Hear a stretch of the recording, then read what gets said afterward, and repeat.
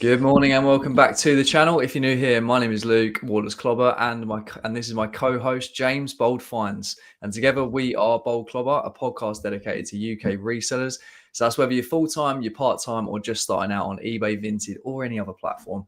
And on this week's episode, we're joined by Xander from Mad Phase Vintage to talk about alternative ways of sourcing stock now that the car boot season is fully wrapping up. We've always spoken about the big three, so that's car boots, charity shops, and vintage, but there's so much more out there if you know where to look. Today, we're diving in deep into how to secure stock all year round, from wholesale abroad to house clearance, local trades, even Facebook ads.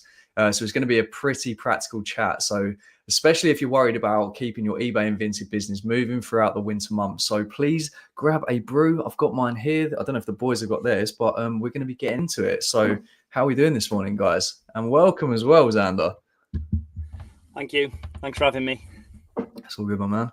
So, a few of the guys will probably know you from your channel. I know you're part of selected groups as well that are out there. But a little tiny brief introduction about yourself, how you got into reselling maybe.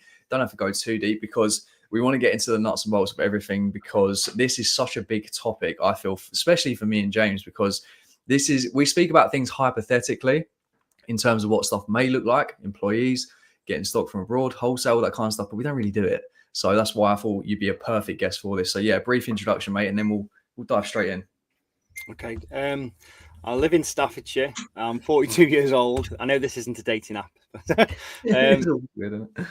I've kind of been involved in reselling since about 1998. My mum and dad are antique dealers, and I'd never thought it was very cool selling antiques, so I quickly changed and got into furniture. But I started back in 1998 on the old eBay, when there was only eBay, and I've sold on everything really, whether it be car boot sales and markets, all the way up to Depop, Etsy. I've tried everything. And although I've been doing it a very long time, I still don't feel like an expert. I feel like I'm still learning so much, even from much younger sellers. So that's why I'm part of the groups. Just to kind of like continue learning the process, because things change so dramatically. But I'm mostly a clothing seller. We buy from all over the world, really. Italy, Karachi, Pakistan, and America mostly. That's me.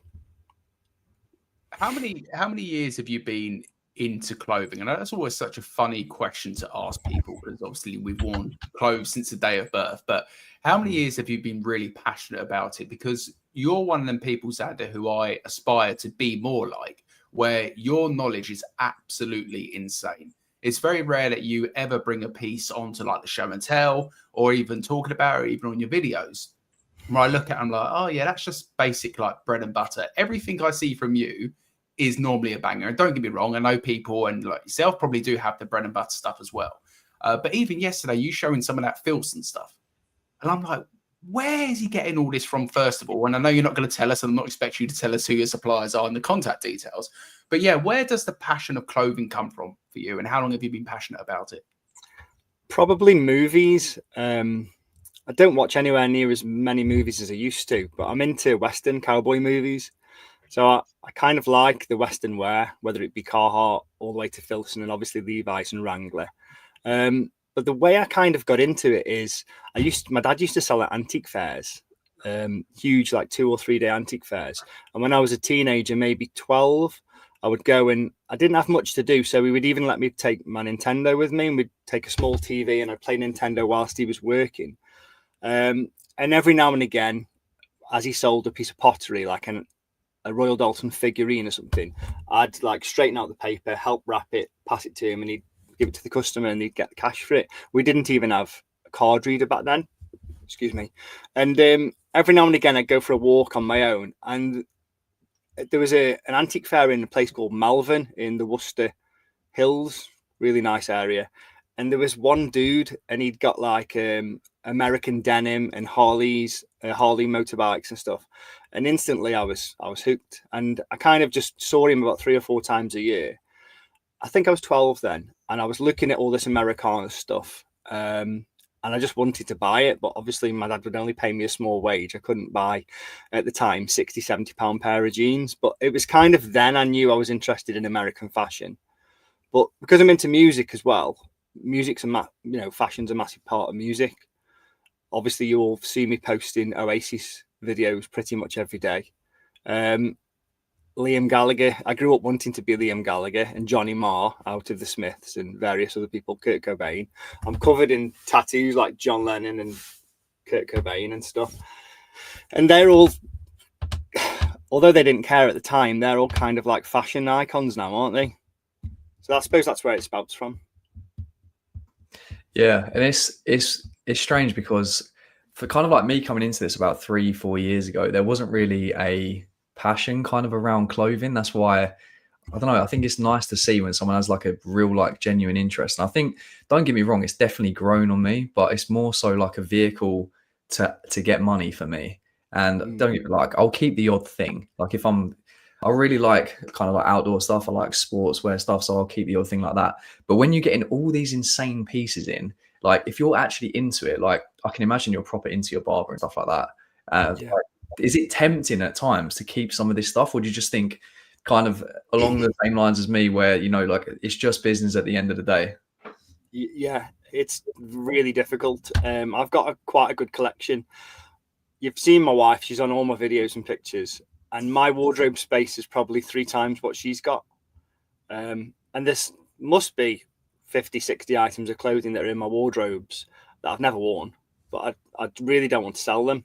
So I kind of borrow them for a while, and they tend to be some of the higher priced items, which one day I'll sell. Yeah, I think. No, I was just going to say, I think James has got to sort out his camera or something like that. But yeah, I wanted to get down to basically the way that you think about this, because when I came into this, like I said, like 3 or 4 years ago, it was more so charity shops and car boots, and I tended to go down the car boot route.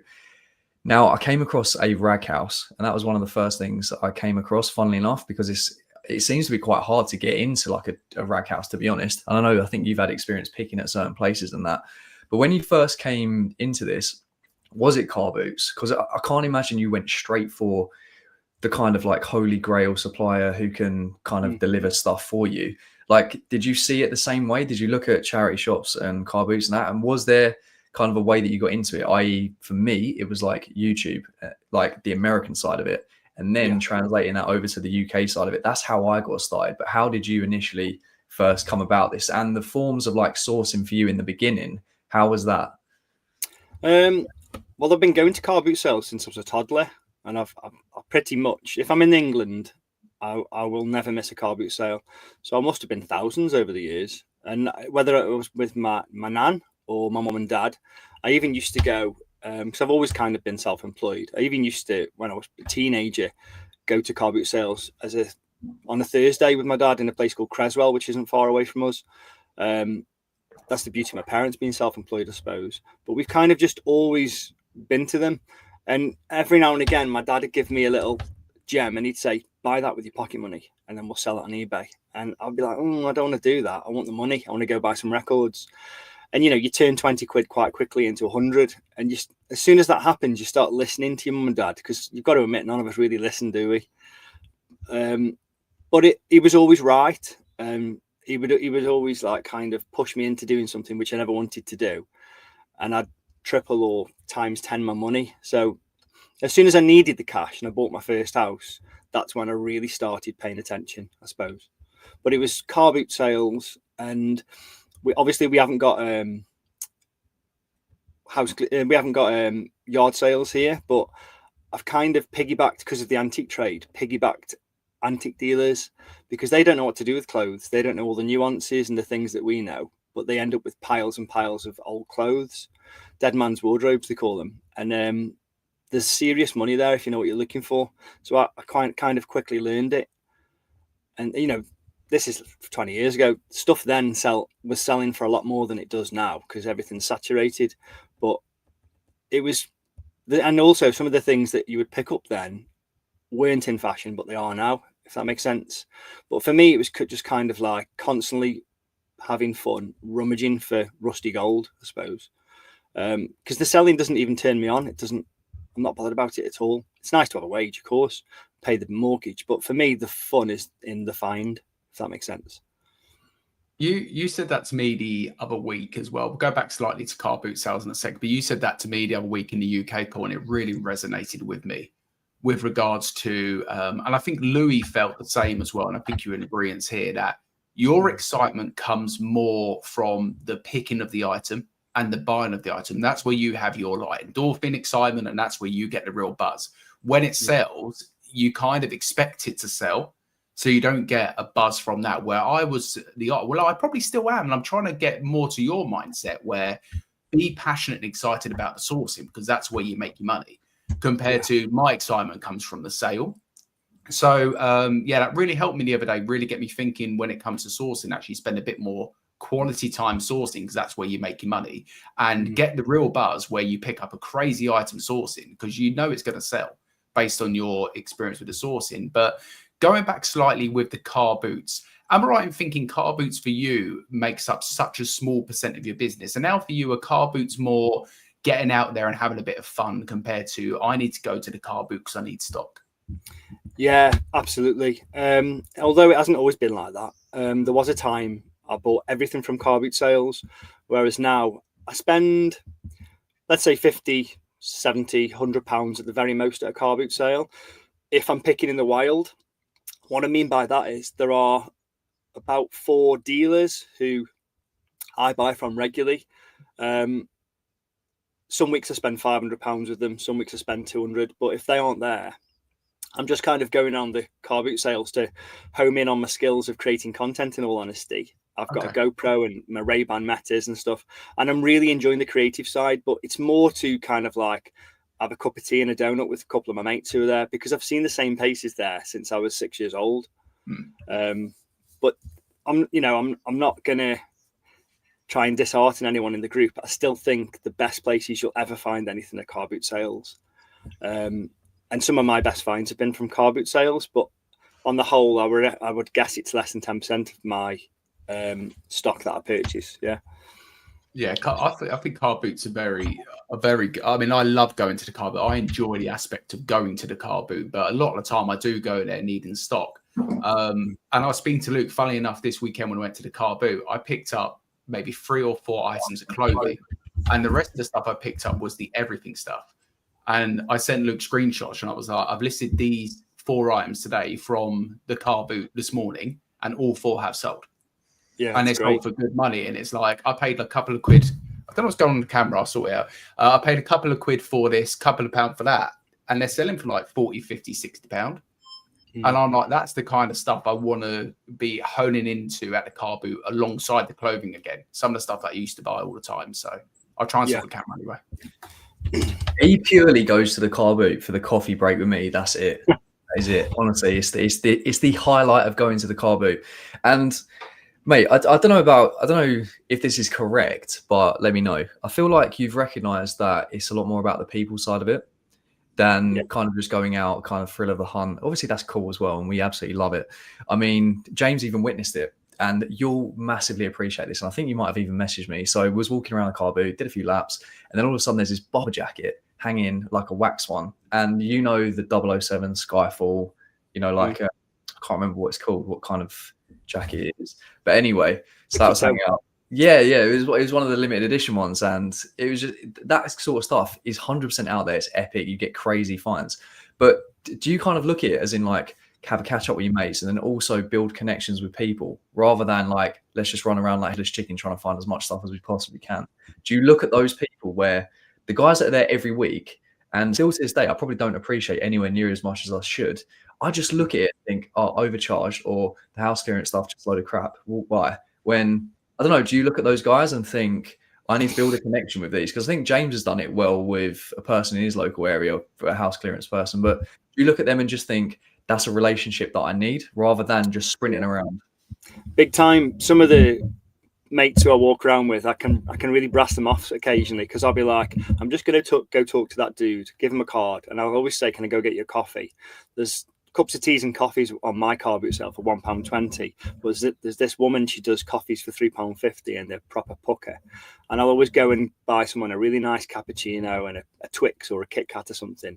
And as soon as you give them a drink, they'll talk to you for half an hour, and you're building a relationship with them. it doesn't always work. You know, I've given thousands of cards out to people that have never called me before, but you're still increasing your chances of that happening. And that's way more important than running around to find another item to sell for 30 quid on eBay.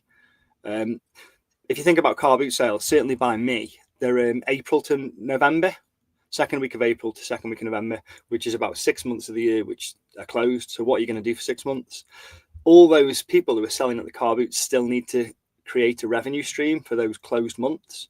And they rely on dealers like us who've extended that olive branch and created some platform of being able to sell their merchandise. If you think about it like that, without that card, they wouldn't know who I am.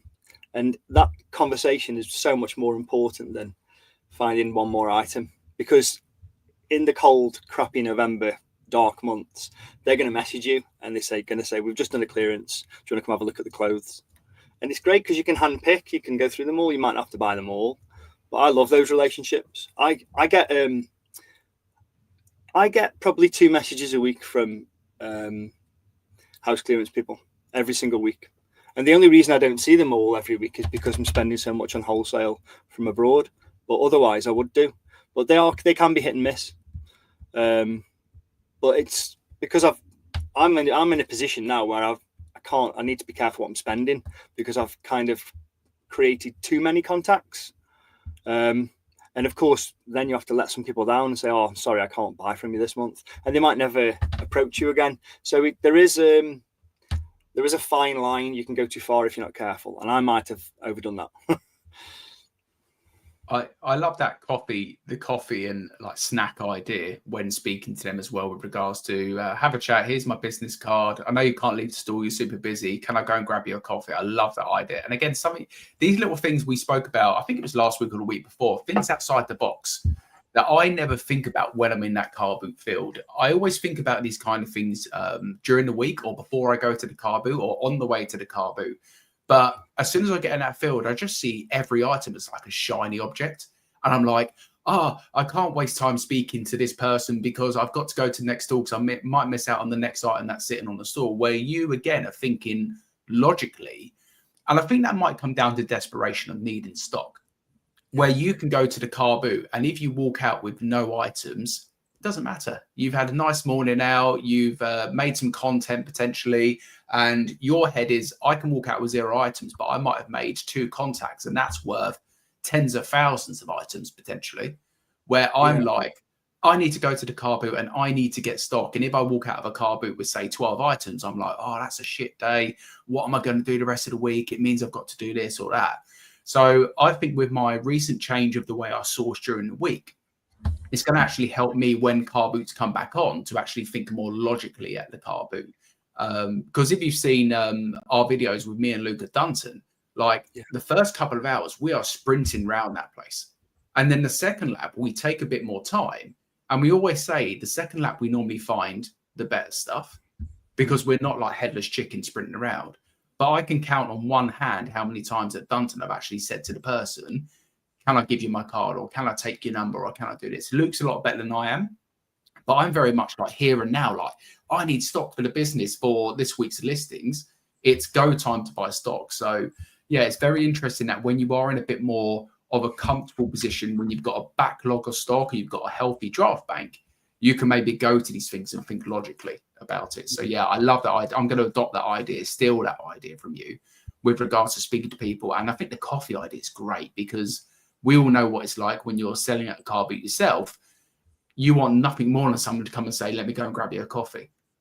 Yeah, I've even stood on someone's store while they go to the toilet before, and I'd only known them for like 3 minutes, but they really appreciate it. That's a great idea, isn't it? I mean, you're not going to say, do you need a poo? Let me stand at your store. But if they say like, oh yeah, I've been here since 5, I'm desperate for the loo, just that offer of saying, look, I've got it covered.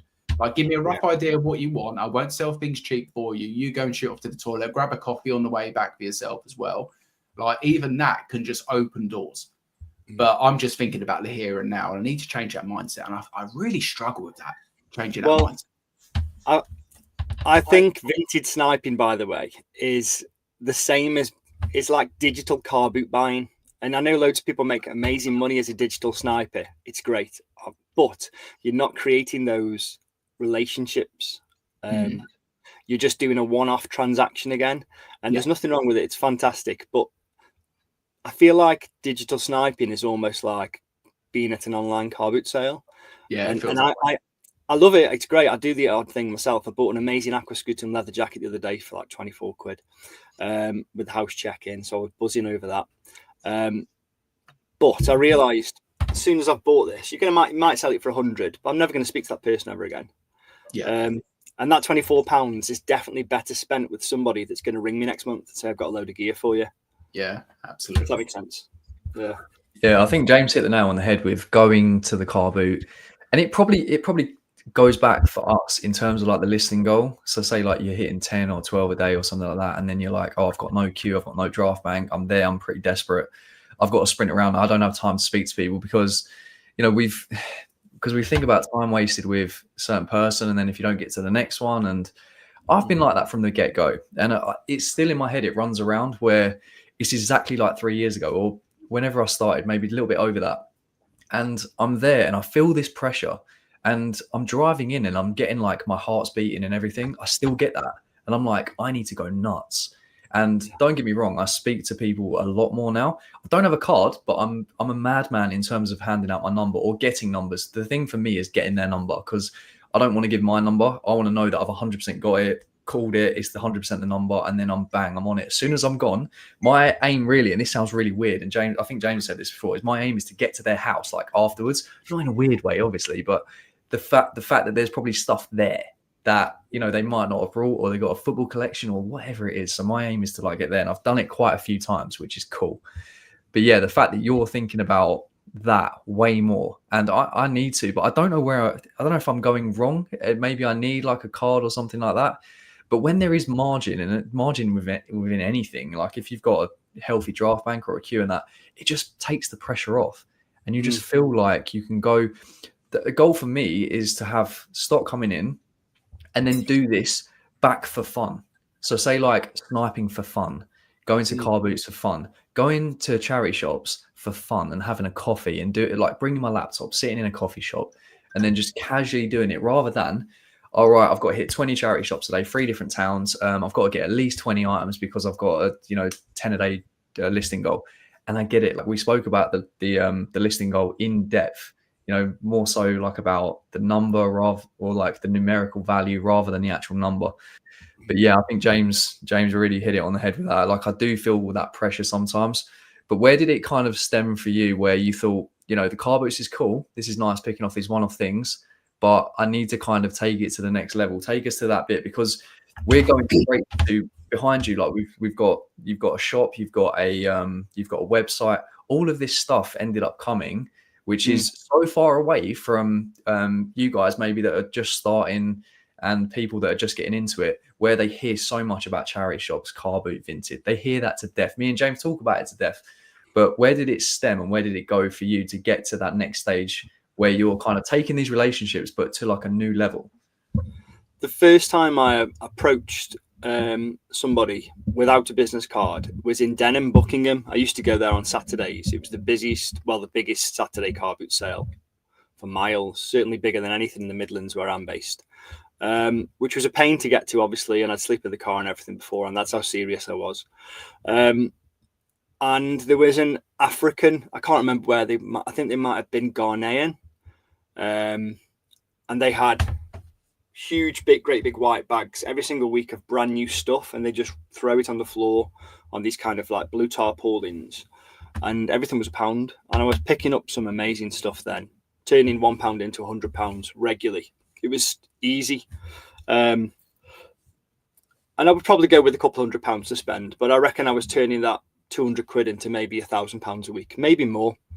And this is maybe 17, 18 years ago. And I said, where do you get all your stuff from? And obviously I assumed she'd not tell me, but she just told me everything. She told me where it was all going, where she buys from. She told me everything. I got a phone number. This is when we had Blackberries. I don't know if you remember Blackberries. You're probably too young. And we didn't have WhatsApp or anything. But I did exactly what you said earlier on. I met her at the car boot sale. did a load of buying, and then went to a warehouse afterwards. And I did loads of heavy lifting. This woman was probably about 55, 60, and she did it all on her own. And these bags were huge. It was a great big Sprinter van. So I did a load of heavy lifting for her, and she gave me amazing prices. And she'd got hundreds of these white bags, which are screwed at the top. And she was letting me go through stuff which was going to be at the car boot sale next week. And everything else that she didn't sell was going to African charities. And I think they buy it by the kilogram. So she was and she was doing that anyway. It was all donated stuff. And she was selling everything for £1 a piece. And she was probably cashing in what she shouldn't have been. And all the rest went off to her Ghanaian charity, which was a real business. But that's when I all of a sudden realized there was more than just going to one stall at a time. And then we had Ask Jeeves when I was searching for wholesalers. It wasn't even Google, but it was rubbish. I realized quite quickly I want to buy large quantities. I don't want to go home with one. We didn't even have IKEA bags. I don't want to go home with one bag of stuff. I want to buy 10 bags a week and go from listing 3 items a day to 20 items a day. And that was my mindset, I don't know, maybe 17 years ago. But straight away from that, it was only really car boot sales, when someone's died and I was doing a house clearance, and then straight into wholesale, which is a real rocky road, I don't mind saying. But it happened quick because there was only a few around then online. You had to do some digging. Information was easier to find. There was none really in the UK. You had to go and speak to people abroad. And it was a huge learning curve of how you speak to people properly and respect their cultures and their time zone, obviously, because I was speaking to them like a little scruffy Stokey, and it's taken a long time to learn how to talk to people properly. Certain words aren't understood. But back then, everything was so cheap. Patagonia was £2 a piece. There was a time I got more. I had all of the listings for Patagonia on eBay, everything. We probably got about 1,100 listed, and they were £2 per item, and everything was 70 quid. You were selling it. I don't think I've ever been as well off as I was then, but now you're lucky to buy it for 25 quid a piece. So it's changed dramatically. So you'd say that experience of you kind of coming across her, going through everything, that kind of taught you that go to one person, have a really good relationship with them, get a lot in one go, and then go. I'd go to a warehouse and spend maybe an hour or two there and come away with so much more than the 5 hours of walking around the car boot sale. And I mean, I kind of knew that anyway. Everybody knows it's better to have an amazing contact. But it got to the point where I wouldn't drive to the car boot sale anymore. I'd just meet her at a warehouse after the car boot. And eventually I'd got so much stock I didn't need to do it anymore. And by that point, I was already buying from wholesalers. But for me, it's kind of like, I think a lot of people sell online, and we've created this term resell it. And it's kind of like a lifestyle business instead of a business plan business. If you were working in a corporate background and you were selling cars for a living, the person who owns the garage isn't just going to walk around your local area looking who's got a car for sale. He's going to look at buying in bulk. And not many of us business resellers think that way. You know, it's exactly the same, but on a different scale. That really hit with me what you just said there with regards to a lot of resellers see it as a lifestyle business. And I nodded because I definitely feel I fall into that trap at times. I feel like I always think about like the one deal and then what's the next deal compared to like I see people like yourself and other people. And do you know what, for me, and it's a real block that I've had ever since I've started doing it. And I know we're going to come onto it, so I don't want to steal Luke's thunder with the agenda of what we're going to talk about. But the wholesale side is something that I've always really struggled with. And I'll lay it on the line where I've really struggled, because I only know really of wholesale. And Andy's in the chat, AC Global, who has done incredibly well with making contacts, because in my head, wholesale is like Boom Wholesale, Fleek, other companies like that, where Luke's done it before. I think when I first started, I bought like a vintage clothing bundle and I had no clue about any of the stuff. And I'm talking about the first 2 weeks into clothing. So I imagine you receive a box from the company, and we've all seen the videos on YouTube. You rip it open and they pull out stuff and they're like, oh, okay, I paid like £13 a piece. Oh, I got a pair of like Levi's 501 skinnies, 28 waist. Oh, yeah, I might get 14, 15 quid for these. Oh, okay, I've got a Gant jumper. Oh, it's got a hole in the bottom. I'll probably get £6 for it. And so in my head, wholesale always feels like a pick a mix, a real gamble. And I'm like, yes, I could order wholesale today and get, I don't know, 500 pieces delivered this week. But am I better off going to pick 50 pieces this week, hand pick, and make more money from doing it that way without having to process 5? So in my head, I've got this real block that wholesale is a big no-no. Wholesale is for people who, I feel like people who are super desperate. And I know I'm completely wrong, because you use wholesale, you do really well. Andy uses wholesale, he does really well. And they're just 2 examples. I know there's lots of people doing it really well. So yeah, I don't know whether you want to go into that now, Luke. I know we had a few questions about it, but I'm really intrigued about, yeah, Luke, how do you feel about wholesale? Are you the same as me? You just see wholesale as a big, like, no-no? I like the term good, like good quotation marks, like what is a good one? And it's really interesting to hear, because like I've said many times, I come into this like 3-4 years ago. So I've only seen very recent. So like COVID time to like now, that's all I've seen. Where you've seen before this, like you said, you use what, £2 a piece Patagonia? Like you're never getting that nowadays. But the kind of reputation, and I don't know, because when I ordered these bales, there's these huge bags that came to the front of my house. My mum absolutely killed me. She was like, what the hell is this? I ordered 6 bales. Bearing in mind, like, guys, if you've never ordered a big bale, it is crazy. You crack them open, it just goes everywhere. It stinks. Like it's not pleasant. So yeah, but my knowledge was brand new at the time, and we spoke about this so much. Like my knowledge, I just got into clothing, so I thought a North Face hoodie or like a regular Nike full zip hoodie was like cream. I thought it was like the bee's knees stuff. But then you kind of go on and like you think, oh, £3 a piece and that. But anyway, like I just thought it was like down to knowledge. And I just went on Google, went on the first one, just ordered a load. And yeah, so I can't say whether it's like good or bad. It's where I was in the journey and that kind of stuff. But Xander, obviously you know more than most. So I want to get to a few questions, especially the ones about wholesale. So I'm going to bring them up now, Xander, and then any thoughts that you've got on that. Yeah. So-called like good wholesale and bad reputation and what people actually put in and the nitpicking about stuff, because I'm interested in that, how it works really, because I mean you probably get great insights from that. But I'm gonna, sorry if you guys have had any questions before, I'm still gonna be getting to them, don't worry about that, so keep them coming in. But I'm gonna turn the chat off so it can't influence me, by the way, so I've not seen any of these. Okay, cool. No, that's all right then. Let me just he's missed all the abuse in the chat. Then that his wife is the real brains of the business. Anyway, my wife's slagging me off on the chat.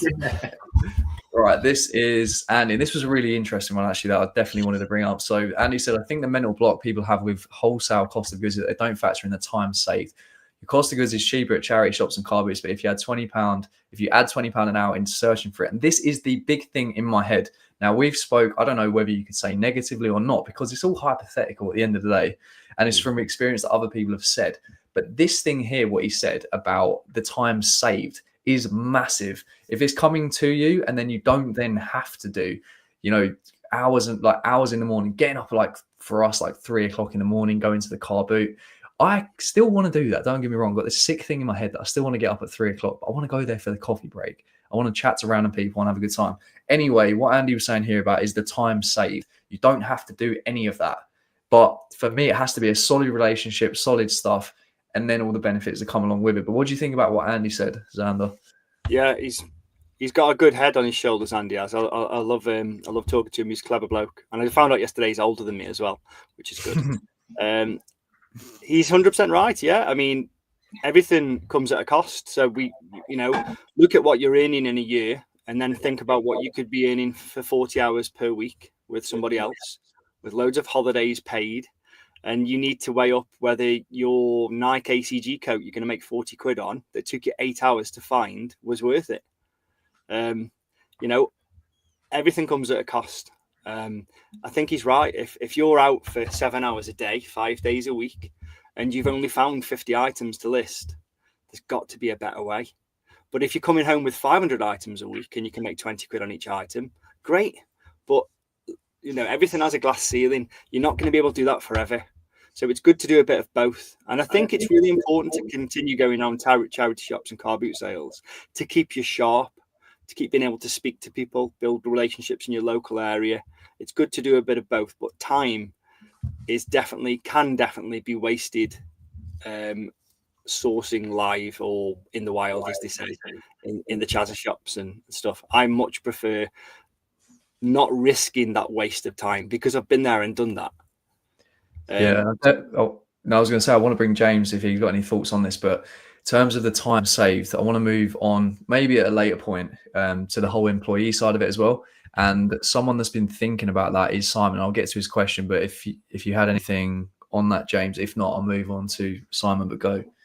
Yeah, I mean, we've been Xander, if I'm sure you've watched a podcast. I'm sure you've heard me and Luke speak. We change our business minds like the weather changes.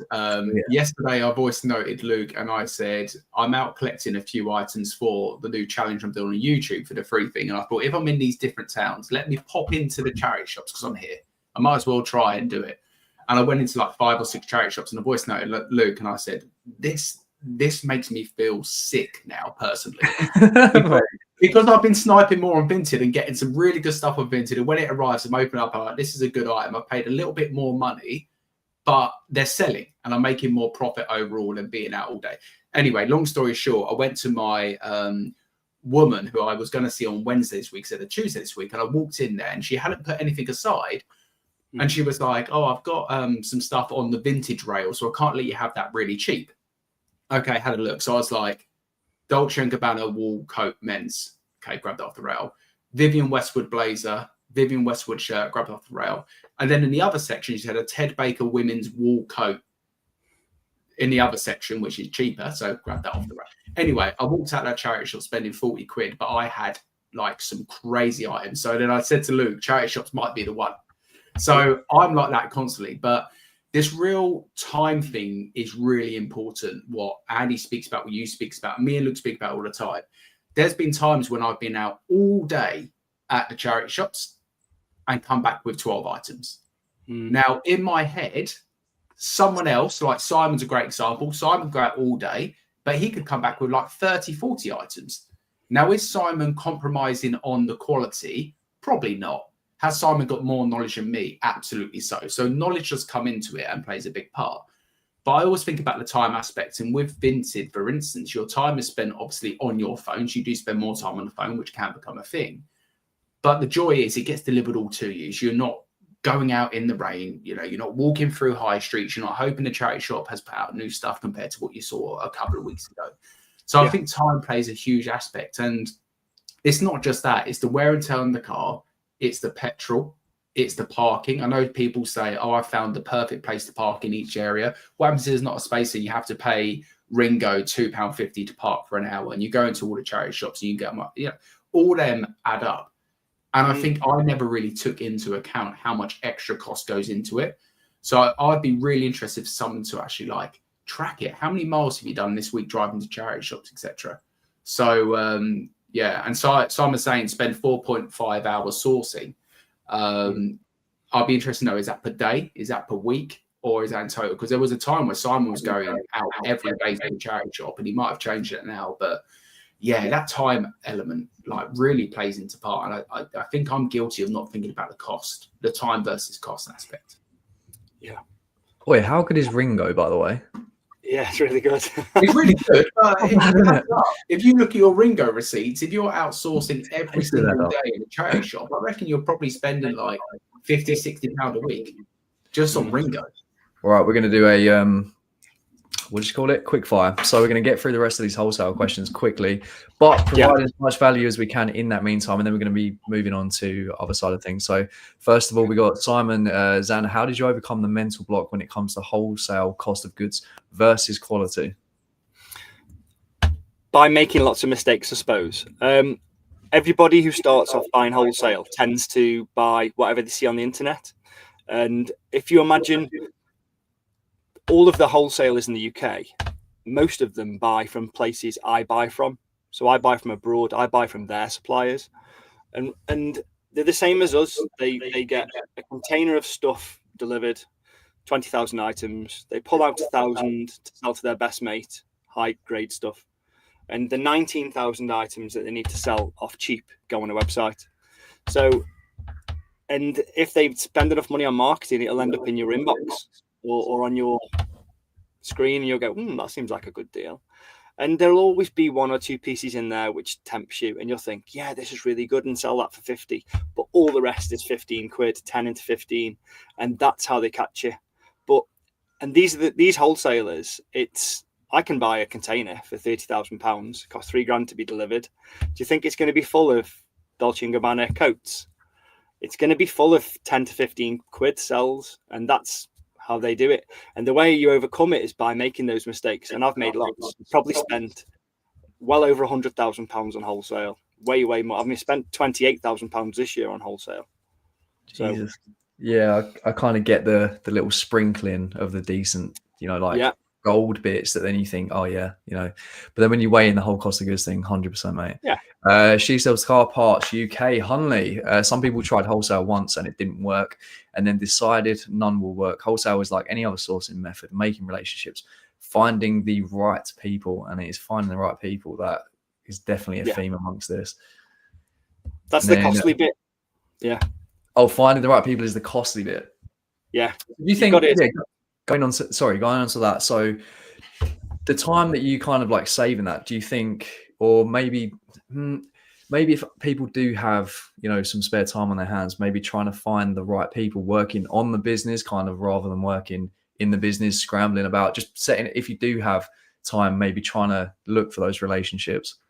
Yeah. I don't have to write many messages freehand on Instagram or Facebook or emails on websites and stuff. And just think, you're looking to buy from the people who aren't advertising.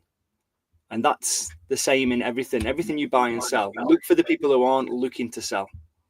Those are where you're going to get the amazing collections. Those aren't the people that are trying to sell the crap. And the way I work is I have really well written, easy to understand messages that I copy and paste to lots of people, dictating exactly what I'm after, what I can spend, and how regularly I can buy. It gives a background of my professional background. It tells them about my shop and how I'm reliable and they can trust me. I even used to put a screenshot of how much money I've spent with a wholesaler. And I tell you what, as soon as they see that, they come running towards you because they think you're a big dealer. But it's like fishing. If you fish with one rod, you might only catch one fish. If you've got 20 rods out, you're going to be a rich man that day. You're going to fill your belly. And it's exactly this what I do. I still message people, and there's people who are creating piles of stock for me. And when they've got that pile, they'll send it over. I'm not willing to buy whatever they're advertising. It's garbage. I'm waiting until they create the pile that I've requested. And those are the relationships. You might have to try and create 100 one month, and only one will come back, but it'll be exactly what you've requested. So I want to go on to me at the very beginning. I'm thinking of that person. I constantly think about the person. That's the whole entire point of this podcast. Me when I first started. So if someone's new, say they're niching into clothing, or say they just want stock for the winter. Yeah. I just went and ordered 6 bales, came to the door, didn't even know what the hell I was doing. And what would you say to that person looking that's new, going onto these websites, these ones that you can Google search? We're not talking about these ones where you've put in the graft, you've crafted a relationship, you've tailored it to you pretty much. What would you say about that person going on to these websites, going on to these bulk wholesale sites and just blind ordering stuff because you see Carhartt or you see workwear or you see even like Patagonia bales, stuff like that? What would you say to that?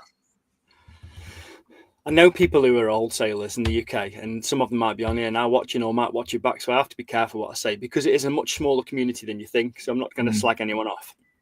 But if I always think of the teenage boys living with mum and dad, and they've just spent they've worked their asses off all month, and they've got £1,000 in the bank, and then they go and buy some wholesale, and 80% of it's crap.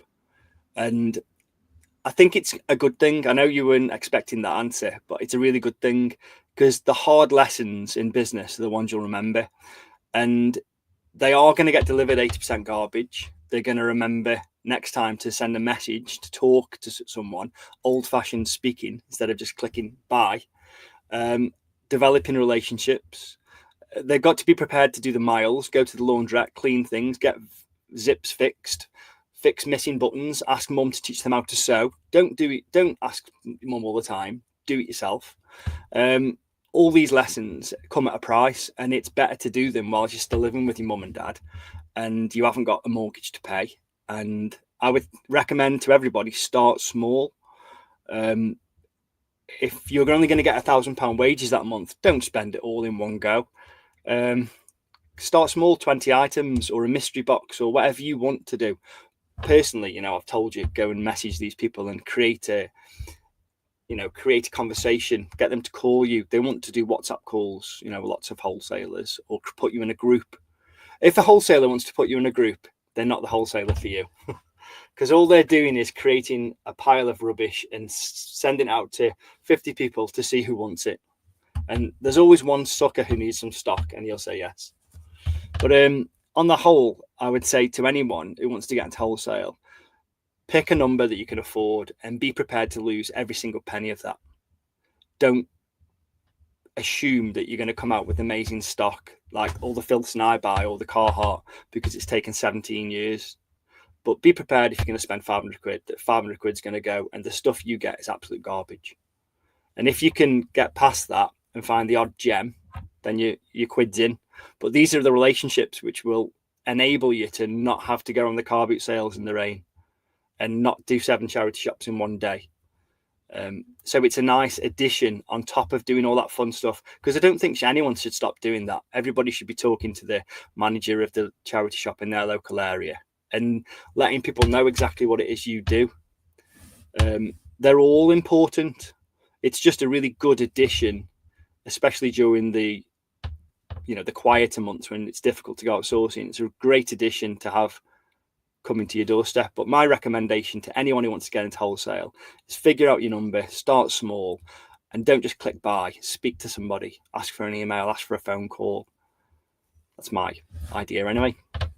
So teach me like I'm an absolute wholesale amateur, which I definitely am, because I am the person Honey was talking about. I know she's calling me out. No, I'm joking. But I was the person who had one experience of wholesale and decided that wholesale is not the way to run a business, because I didn't have the best experience. So I completely agree that the wholesale companies you want to work with are probably the ones who aren't advertising. They're not going to be on the Facebook groups. They're not going to be spamming people with an extra 10% off here and there, blah, blah, blah. So where is a good place for myself or anyone to start thinking about wholesale? Like where did you find these people? Are we talking people at the car boots, first of all? Maybe some of the house clearance people who know people. Because if you can't Google it to find it, where do you go about finding it? Because you're not going to be in like McDonald's grabbing a coffee and hear someone go, "Oh, I've just started a wholesale clothing bit." You might get lucky, but where's a good place for an amateur like me to start to find these people to make the connections? Start local. Use ChatGTP for everything now. It's the one. So start off by asking where the closest material recycling centres are by you, and write a nice email like I told you earlier on. Send it to them, and some of them take a long time to respond, but they will respond one day. And follow up with a phone call. I've sent you an email. You may not have seen it. My name's James. I'm local to you. I run an online selling business. I'm interested in clothes. Could I come and see you and have a coffee and tell you what I'm interested in? And they'll probably say no and say, okay, well, could I send you an email of some of the items I'm interested in? I'll pay a premium for it. Everything needs a call to action. When you send a message on eBay or Vinted or an email, create a call to action. That's a desperation for them to respond. So if you just say, I do this, I, they're not going to respond. But if you say, I've got this amount of money to spend every month, I can give you cash, they'll go, hang on, let's come back to him. Yeah, it reminds me of the recruitment days when you're sourcing for new clients to work with. It's that constant knocking on the doors, including sometimes turning up at the business with and Honey's great at doing this, with like a box of like chocolates or some biscuits for the staff, just so you can actually say like, I really want to work with your company because I love your company, love what you do, blah blah blah, all the rest of this stuff. So I like that. So it's very much a case of looking locally. And I had a conversation with Luke yesterday. And obviously, I'm not going to tell people where it was or whatever, but I was driving yesterday and I come across a sign of a kilo sale, not too far from me. And it was £10 a kilo, which I think is pretty good. And I went in there yesterday, didn't have much time, but I said to the woman, I spoke to the manager and I said, are you guys new? And she's like, we've been going for years. And I was like, how have I not heard of you? And she went, well, that's our issue more than yours, because I'm obviously not advertising enough, or you would have heard from us. Anyway, we got chatting and stuff. And then she started telling me about, we got this special event and we're open till 8 o'clock at night, all the rest of the stuff. So that might be someone who I can go in and build a relationship with now to actually say, how can I get some of this stuff paying a premium before it goes on your rails for the wholesale or in the bins for the wholesale as well. But that opportunity kind of just threw itself in front of my face as I was driving past. So I like your idea there of finding out the local ones and actually building a relationship with them, starting with email, with a telephone call, with can I come and have a coffee with you? And then I like the thing you said there about paying a premium, because I think sometimes these people feel that you want to get Patagonia at £2 a piece, where you might be willing to pay £25 a piece of Patagonia, knowing that then you don't have to, like you say, go to every car boot sale or every charity shop hoping you pull out the Patagonia, or hoping on Vintage you find it and someone doesn't message the person saying, cancel this order, I'll pay you more money, which we all know that happens. So yeah, I like the idea of paying the premium. And I think that could really get them actually thinking that this guy doesn't want everything for £1 a piece. He's happy to pay up. He just wants first look. Yeah, it works. And it doesn't, some people immediately don't like you. But there's going to be a month when they have a bad month. It's going to get to the end of October, and what are we on, the 29th, and they haven't hit their company target. And they think, that lad James, he said he's a big spender. We're £1,000 behind it in target. Give him a call, see if he wants to come in for an hour. Yeah. And that's how it starts. Yeah. And, if you've got cash on the hip and you've spoken to people and you're a nice person, it's just about being charming. Everyone in the group can do it. But putting yourself out there is so much more valuable than, traipsing around a car boot sale on a rainy 1st of November morning or whatever it's going to be this weekend. One more thing on that as well, before we go back to other things as well. How important do you think your own personal branding is? Because I look at your Instagram page and lots of stuff you post on the grid, and you probably do this thinking about this with content. Lots of stuff you post on your Instagram grid is a lot of like high value, good clothing is what you're posting. And you're posting like things about like design and stuff. And like, do you think that's really important? So when someone then comes to find you, they see you as the real deal. So they're like, matter of fact, he's definitely the person we need to speak to. He knows about this stuff. Do you think that plays a big part? So how important is your branding to you with these relationships? With a wholesaler, it can be difficult. So the fun part, I never wanted to be a teacher or anything, but the fun part, and if you know clothes, I've been a late adapter of social media, and I wish I'd done it 10 years ago. I should have. Sure. Things might have been different now. And I kind of realized that if you just talk about yourself, no one cares. But if you're giving information that benefits them, then they care, then they're interested, and they'll go, oh, that's amazing, I've just learned something new. That's cool. Everybody needs to do a bit of bragging every now and again, but deep down, people probably dislike that, not really like it. Your friend's going to heart it, aren't they? Of course. And that's just like the average Joe on the internet who's come to my shop, or all my friends on social media like you guys. But as far as wholesalers concerned, it can be difficult. You don't want them to know that you know a lot. Okay. One of my wholesalers follows me, and it's fine. My prices have gone up, but I'm still an important part of his income. And he knows if he doesn't send me these items, they're going to sit there, and he's going to sell them to the average person for less than what he's selling them to me. Yeah. But on the whole, you don't want a wholesaler to realize that you're buying something off him for 25 quid and selling it for 200. That's the last thing you want him to know. So it's good that they don't know your page. It's good that they don't know you're, a fabric genius. You know all about different types of ages of Ralph Lauren, for example, and why that button is really important compared to this. But you have to kind of act ignorant towards things sometimes. Say, I really like old jeans. I collect old jeans. You might have to tell lies. I would advise you to be open and honest with all wholesalers. But if you give them too much away, it could do you in. And I've had it before where I was buying from someone a while ago, probably about a year and a half ago now, and he followed the eBay store. And so where I'm getting things from him at like £3, £4, £5 a piece, and he said, "Oh, that jumper sold for 70 quid. That's good." The next time I went to store, suddenly the price was at £8, £9, £10 a piece, because he's assuming every item I'm getting from him are selling for 70 quid. So yeah, I think sometimes it can work for you, but it could definitely work against you as well. Wholesalers, there's a huge quantity of wholesalers flocking towards reselling now because there's more reselling content than ever online. Yeah. And they're sick of selling things for £8 a piece when they know they can sell them for 35, especially with the likes of Whatnot. I mean, there's about 20 wholesalers on Whatnot. I want to dive into so we're going a little bit onto the next subject. So I want to dive into the reality, mate, of owning a physical shop. And this is so far apart from what I'm used to or what we really speak about. I don't think we've had anyone on here that's actually got a shop yet, but the majority of us, probably 99.9%, are maybe just purely eBay, Vinted. It's kind of stuff we talk about all day. We're online sellers, but you kind of took the leap and got a physical shop. So I just want to know kind of what it takes and also like what it changes in amongst your business. So what made you decide to open a physical store? And was it scary as well? Was it? Yeah, it is. One of the first things was needing cash flow. Because I'm addicted to buying. It's like a drug to me. I buy every week of my life. I'm like a drug addict, I suppose. And I needed cash flow. And I realised I'd got a warehouse at the time, 800 square feet. And I was very lucky. It was 1 mile away from where we live, which is on the same road as where the car boot is. I'm very lucky in my location. I don't have to go far to get great things.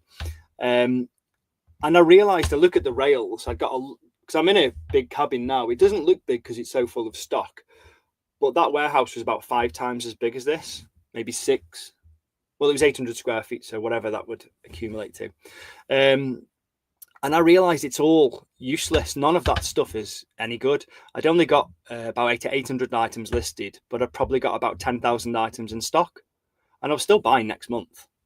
And I thought to myself, I need a retail space. And, you know, at the beginning, I was there all the time on my own. And then as soon as you can afford to, you think, well, hang on, let's share the profits and give someone a job so I don't have to be here anymore. But I wasn't productive with my time then. I was still hitting charity shops some days. I was still going to a rag house. There's a rag house in Willenhall, not far from me. There's a little tip for people who want to go and have a look. And I would be in there for 11 hours some days. Some days I'd spend £1,000, and then next week I'd spend 70 quid. And my time was unproductive. And it was to feed these key amazing items in the shop. And at the beginning, I wanted to create this physical shop of all like absolute bangers, beautiful Japanese denim. I'm a denim head. Lovely old Americana stuff, nice old American denim. But no one gets it. All of these cool things that we're into, no one else understands it. I'm at the 1% of these weirdos that are into fashion. And all the 99%, if you go into a pub, all of the normal blokes in that pub, they don't care if your jeans are made in Japan from Kahira. They don't care. They just want a pair of Paul Smith jeans and a nice Stone Island jacket, 200 quid, 50 quid. That's it. They don't care anything. And I realized quite quickly then, stop trying to be cool and looking at all these nuances and just start selling the stuff that will move fast. And it changed from like a passion into a business. We've moved 3 times premises because two have failed. Because the high street is dead and it costs so much money. You know, if you look at the rent in your local area, it's almost impossible to win. And then if you look at the footfall as well, Our shop was on Foregate Street in Stafford before where it is now on Market Street in Penkridge. And the most people that walked in an entire year in 1 week was 29 people. So that's the high street for you. I was going to say, what aren't you close to? I think you've said it before. You're close to like a physical barber store or something like that, and the retail of them is astronomical. Obviously, for say like a wax jacket. Wax jackets are something that you sell quite a lot, and I don't know where it ranges. Say like resale between like 60, 150, maybe something like that. But you're right next to a barber, so I think you said that you do get a lot of people that love those sort of brands. Yeah. CC Wilson, like I don't know if there even is physical stores here for that, but they're seeing those prices there, and then a lot of them are coming to you because they can get them significantly cheaper, and obviously that's something that's probably worked in favour for you. It has, yeah. There's a MacArthur Glen Centre really close to our shop. MacArthur Glen is like Cheshire Oaks or Bicester Village, and they're an outlet. So if you don't know what outlets are, it's the non-premium European-made versions of brands like Ralph Lauren, Carhartt, Levi's, Barber. Whereas there is a small percentage of people who don't want their jeans to be made in Turkey. They want them to be made in America. Well, there's such a huge requirement of denim to be made. They make them obviously in Indonesia and Turkey and so on and so forth. But no one buys it. So it goes to outlets like MacArthur Glen Centre, but they're still 80 quid per pair. So as soon as the MacArthur Glen Centre opened, I went from £1 per day on the Meta marketing and Google ad space to £5 per day for 3 months. Cost me a lot of money and it was a big risk. But my advertisement said, don't waste your money at the outlets. Come and see us. We're a quarter of the price, in nicely written with a good image. And everybody would go to the barber shop and look at a jacket for 270 quid and then come and buy one from me for 125. And they didn't mind it was used. I have to explain to them, these aren't new. We're a vintage clothes shop, because so many people walk through the door and go, oh, mad fads, and they can't even read. And I have to explain, yeah, this is used clothing. And they go, used? Whoa. And I have to say, well, go to MacArthur Glen then and buy one for 270. You have to explain to some people, because there's a lot of people on Facebook. They're not all geniuses, I've got a couple of questions on that. Where did the name come from? Names are so funny, aren't they? Because it's like Simon's one always creases me up. But everyone always has his name and there's always a story behind it. So where did the name come from? And also with regards to the website, how does the website do for you? Because a lot of people always especially you hear it all the time, like, oh, eBay's a sinking ship. Just start your own website and stuff. And I think people don't take into account the amount of money it takes when it comes to advertisement and advertisement spend to get people to come directly to your website compared to going to a well-known platform like eBay. So first of all, where did the name come from? And how does the website perform for you? Well, there used to be, I've still got a business called Stone Vintage Co. I'm a limited company and it's an umbrella company. So I have 3 companies beneath that, below it, that all do quite similar things. Stone Vintage Co. was my oldest business, 18 years that's been around and registers as a trademark. And then I came up with Mad Fades when me and Eloise were coming back from our first trip together. And I was just designing logos. I think I was hungover, so I was playing around with Canva and she was driving. I was playing around with Canva. Don't play on your phone when you're driving. And I come up with I kind of like hot listed a bunch of names, maybe 20 names I liked, and I started designing logos, like pre-made ones, and I didn't like any of them. And about 3 days later, I bought a wholesale of denim, and I said to Eloise, the jeans on them are mad fades on them, and she said, that's what you should call your company. This is what I mean. There's always a story behind it. And honestly, when I first heard your name, I thought you used to have like a mad skin fade or something. And everyone says that. You used to be obsessed with like a skin fade or whatever. And I thought it was to do with hair. And the fact that you've now said like it all come from that one conversation, like these jeans have got mad fades on them. And it's like, there's your company name. And it's so funny how company names are established. So that's interesting. But what about the website then? Because how much money do you spend with like ads and Google ads and all the stuff to get traffic to the website? And yeah, on average, how does that compare? It's going to not compare anywhere near to the amount of sales you have on eBay and other platforms, but how does it compare with regards to how many sales roughly do you make a month on the website? Correct. Well, the best ever day we've had is 4 items, and we average 1 or 2, so it's not much. It's between 30 and 60 a month. But the reason it's important for me is because every single person that walks into the shop, I explain our business as a conveyor belt business. And what I mean by that is all of the cool stuff and the best stuff goes onto the website, and then if it doesn't sell, it comes to the shop. So as soon as they buy something in the shop, spend, I don't know, my Levi's are between 29 and 39 quid, my basic Levi's, which is half the price of MacArthur Glen. As soon as they buy something from me, on their drive home, they're checking the website out, or they'll do it in front of me and they go, oh, I like this Paul Smith parka. Could you bring this for me to try it on? I'm like, yeah, of course can. It'll be here next Saturday. Nice. Yeah, and if I hadn't got a physical retail space, I wouldn't bother with a website, in all honesty. Because I've got that much cool stock, it would just be in the shop and no one would want to buy it like I was before. Whereas now I literally cater for the masses, the well-known big brands at a reasonable price that everybody could afford. I don't want to sell 10 pairs in one day at £100. I want to sell 70 pairs at 30 quid every Saturday. That's my aim. So is it very easy to determine what goes in the store and then what goes on eBay? And you don't put them in eBay, have them listed on there, and then have them in the store at the same time. You don't muck about with anything like that. Okay. No, the shop has got completely different stock to eBay. However, since I've taken on my second member of staff, which is my nephew George, he photographs maybe 50 items every single Saturday. He's only 15, and he photographs. He's learning the trade quite well. He's very acute. And he's picturing 50 items every week, as well as keeping on top of chores around the shop, cleaning, tidying, tagging, bringing out new items. He's a bit of a work machine. But there was a time then when everything on the website was really cool stuff, higher grade.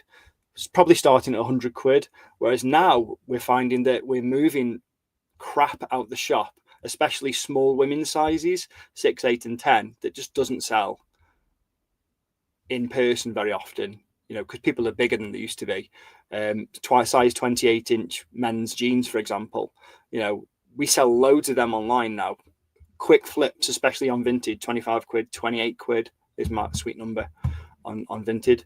And it's kind of gone full circle, because I did want the website to be wicked stuff. But now, unfortunately, because I've got that much crap stuff, I've got to list it somewhere. And now I used to wholesale. I have a business called the Rag Bill, and I used to sell to Depop sellers only.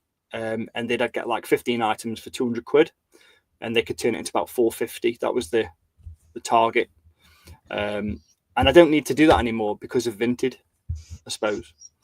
You touched on it briefly there, a member of staff, and obviously hiring within the family, nephew, 15-year-old.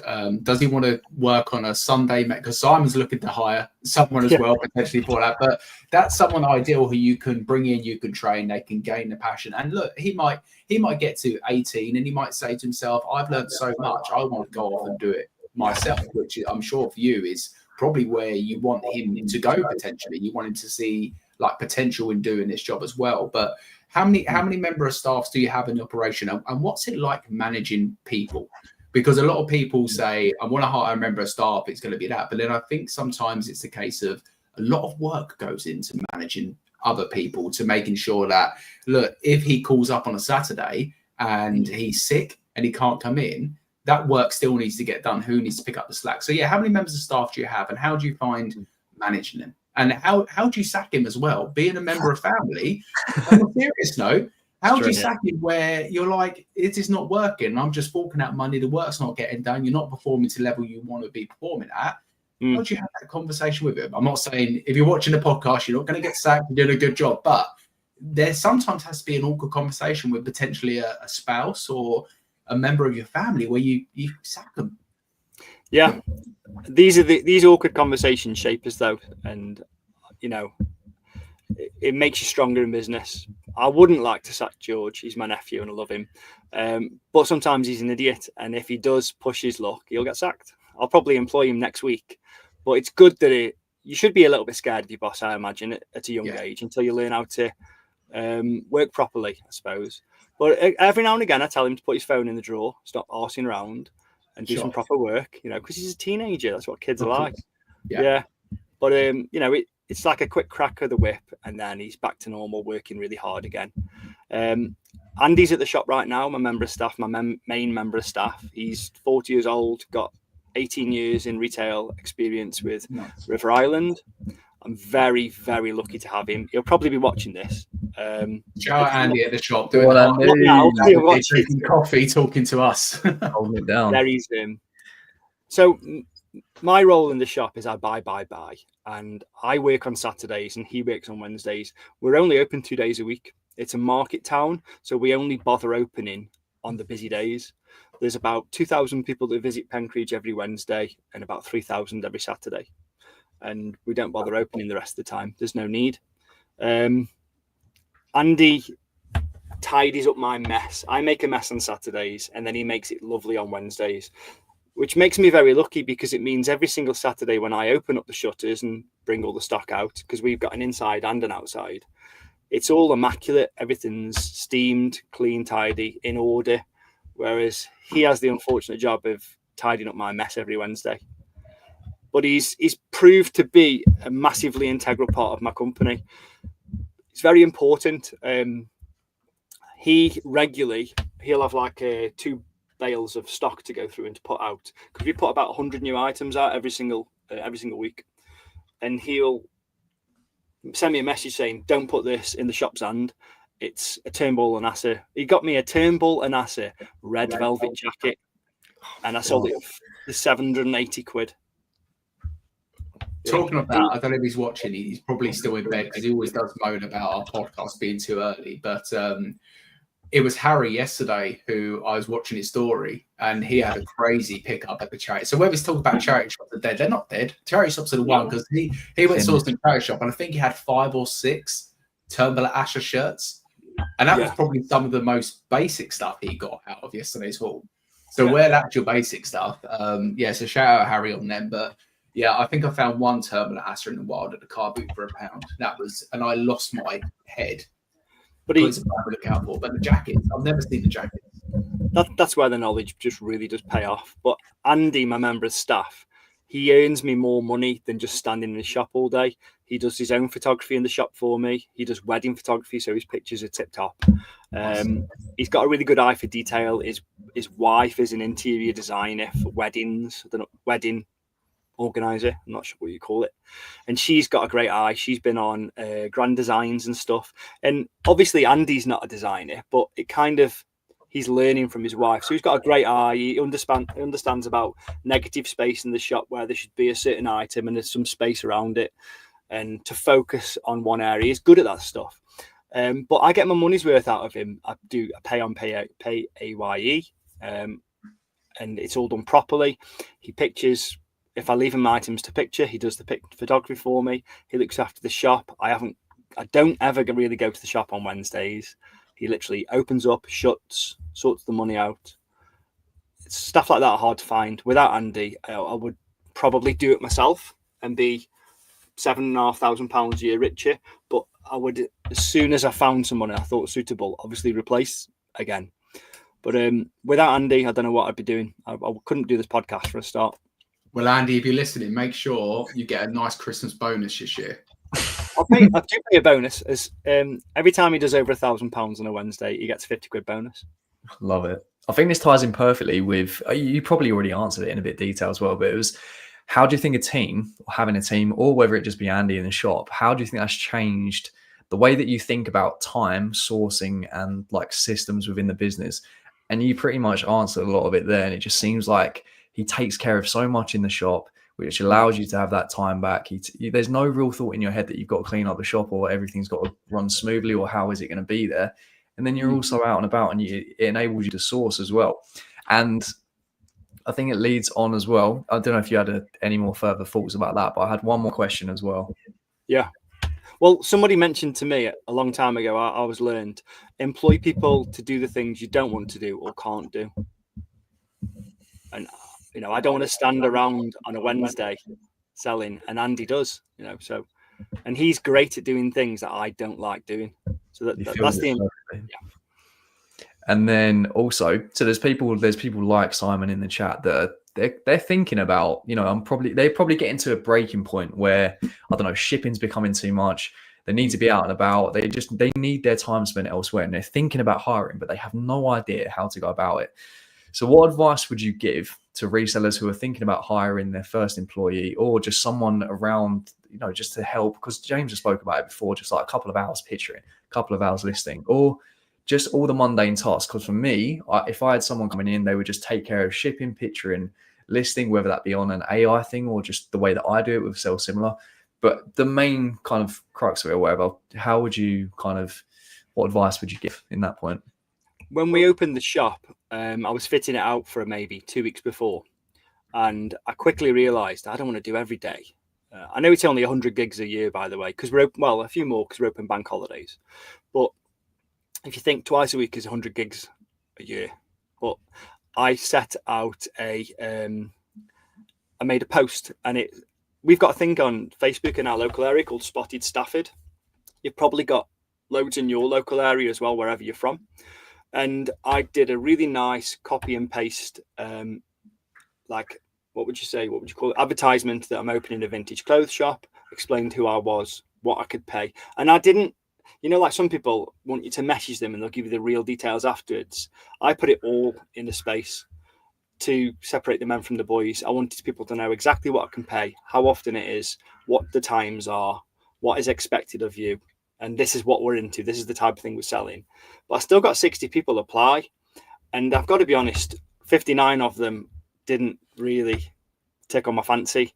But as soon as I spoke to Andy on the phone, I was like, yeah, this is a bit of me. He's interested in everything. We're into the same music.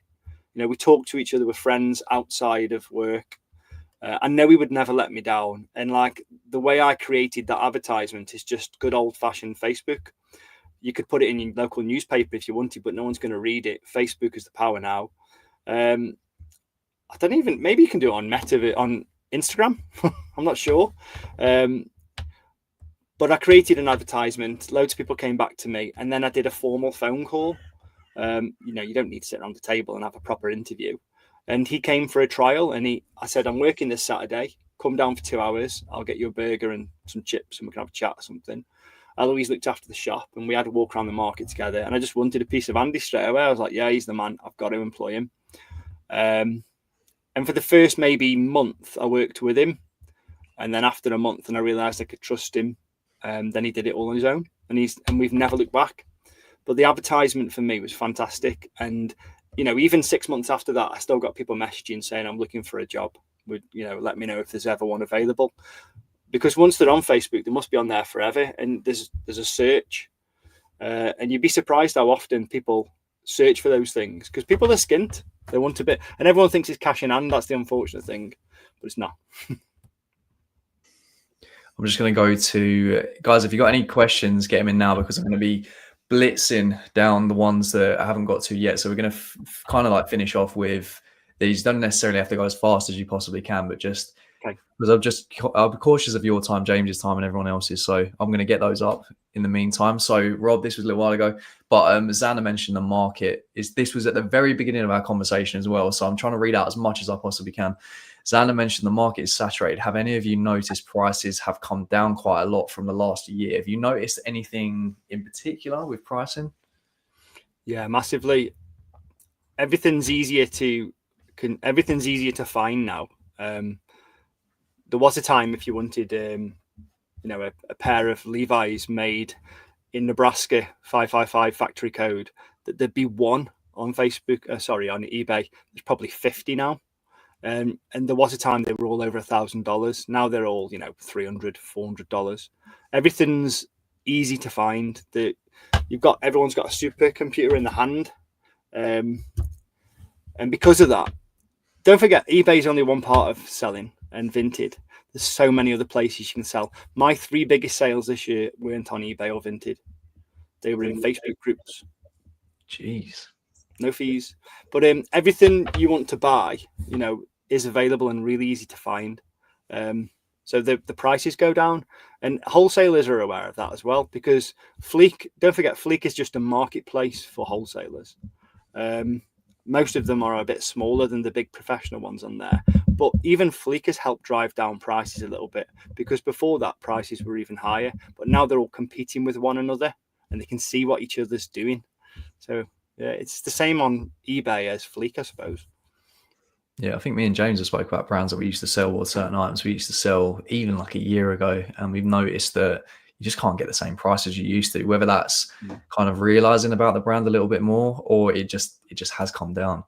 So yeah, Lucy, Xander, how do you have confidence to ask about drink or food?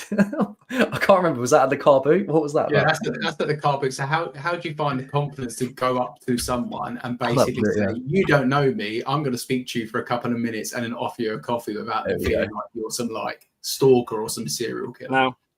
No. Lots of people tell you to F off. You just have to grow some thick skin. And some people think you're weird, and I suppose some people, some house clearance blokes probably think I fancy him, but you've just got to go for it. Not everybody sells to me. I might put myself out 10 times in one day and only 2 people come back.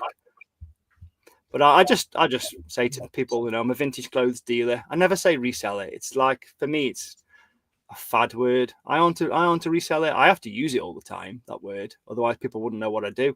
But the real definition of what I do is I'm a clothes dealer, new and old. Does Xander get a bigger buzz from selling in his shop or selling online? That's a great question.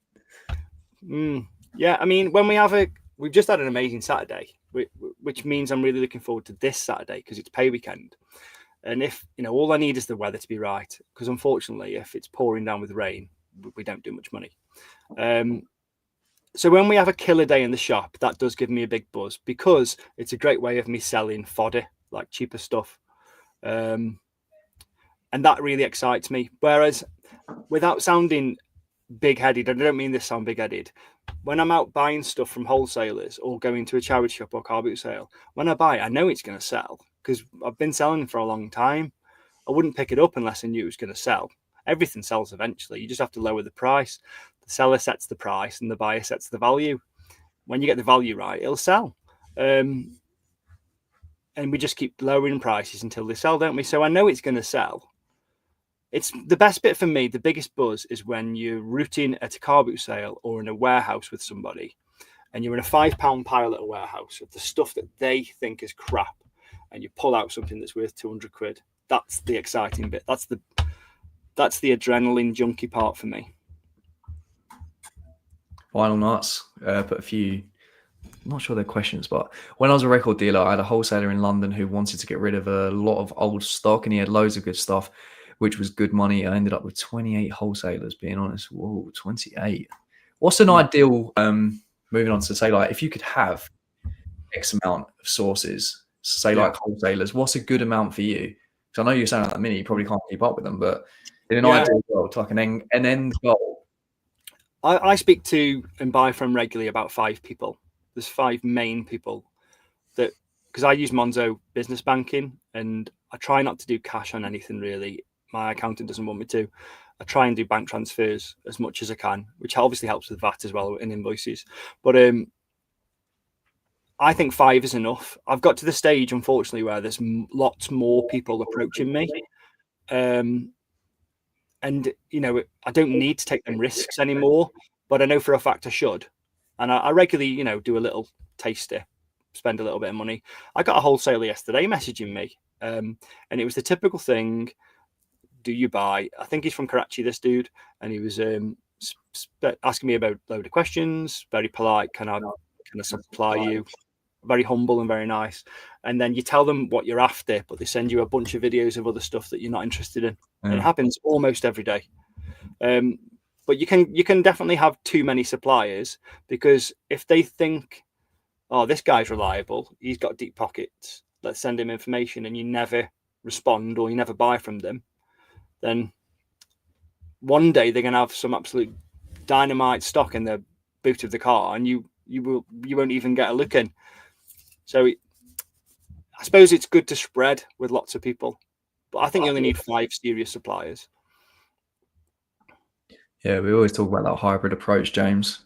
But I think we've always spoke about it with those kind of like traditional 3. Obviously, online sniping is definitely a new one. But honestly, this conversation has been so eye-opening. It's crazy. There is one more question in here. It's way left field, but I know you talk about music as well. So if you could jam, Secret Carper, if you could jam with one music star, who would it be, dead or alive? And we'll finish on that one, mate. Well, there's 3 people. There's 3 people that are really important to me. No.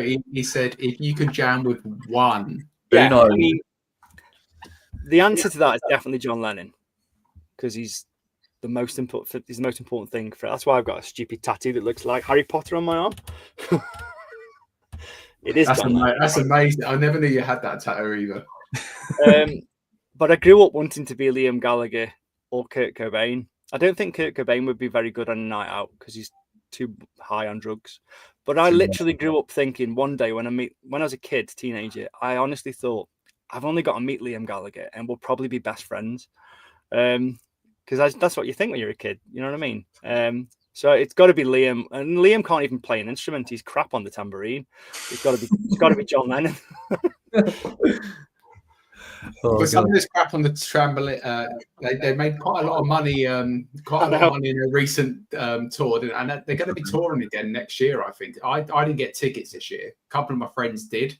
I couldn't get tickets for love nor money. So next year, but I think they're playing Nebworth again next year. Yeah. So I think that's where I'm going to try and get tickets for. I think if I'm going to do it, I'm just going to go and do it. Well, I hope I'll see you there, mate. Yes, indeed.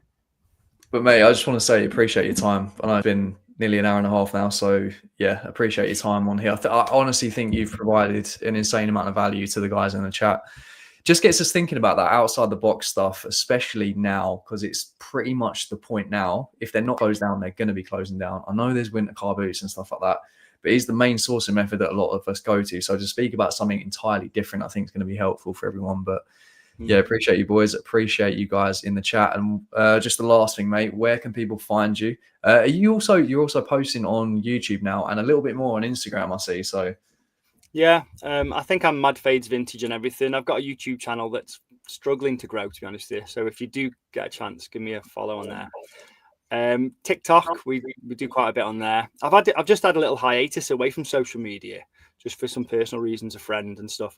Well, I used to do it quite regularly, but I'm on Instagram, Facebook, TikTok, and YouTube. And I do regularly put a lot of nonsense out, so I hope it doesn't offend anyone. Don't we all? And I just want to say, Luke summed up perfectly. I just want to thank you personally. You've really opened up my eyes to something that I probably had completely closed off. And there's been many podcasts where we've come on and just said wholesale's not for us. And that's the easy answer, really. So you've really opened up my eyes to potential opportunities, thinking wider, thinking bigger, thinking outside the box, and not just looking online and typing in wholesale bales and just going with them. And Luke's title's perfect, by the way, Masterclass. And that's definitely what you've given us today. So, yeah, Sander, we really appreciate your time. I love our catch-ups. I love our chats anyway, normally, but it was good to have a deep dive. And I feel I understand your thought process and your business a lot more. So, yeah, what a legend. Thank you, mate. Thanks for having me. Enjoyed it. Yeah, I'll put Xander, so I'll put him as a collaborator. So you can hover over the icon below and you'll see Xander's YouTube channel. It'll be super easy to subscribe to him. But yeah, masterclass, absolute masterclass, mate. And they're my favorite type of conversation. It's what me and James especially used to do probably like maybe a year ago. We would constantly have these sort of chats and they just fire me up, mate. So appreciate you. And yeah, we will see you guys next week. We're also at the minute got another guest coming on next week. So I'm buzzing for that. And yeah, anything to say, boys? Other than that, we'll leave them to it. I've got one thing to say. Go on, then. Peace. Peace. Cheers, boys. Cheers, guys. Bye-bye.